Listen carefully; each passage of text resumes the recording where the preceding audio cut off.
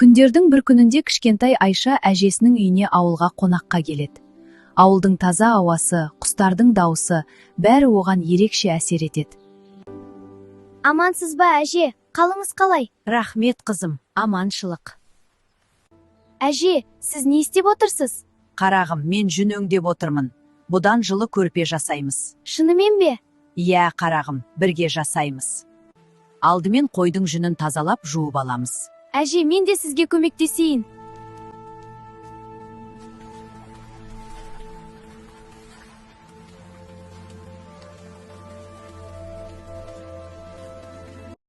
Кел бірге жүнді жақсылап түтейік.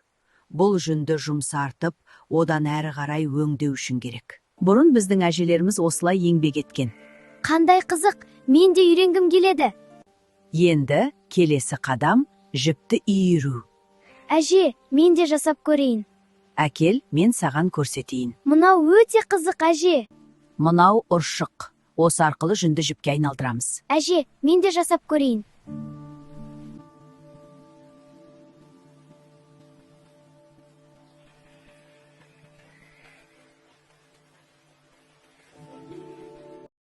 Жібімізден әдемі, жылы, жұмсақ көрпе тігеміз. Міне, көрпе дайын болып қалды.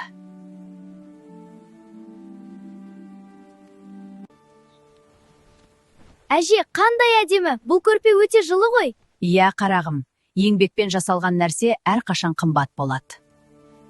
Айша сол күні тек көрпе жасауды ғана емес, үлкен еңбектің қадірін де үйренді.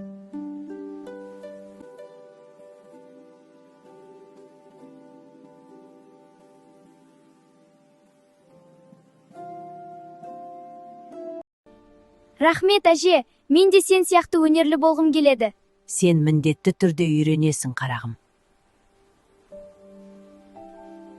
Еңбек адамды шынықтырады, ал дәстүр ұрпақтан ұрпаққа жалғасады.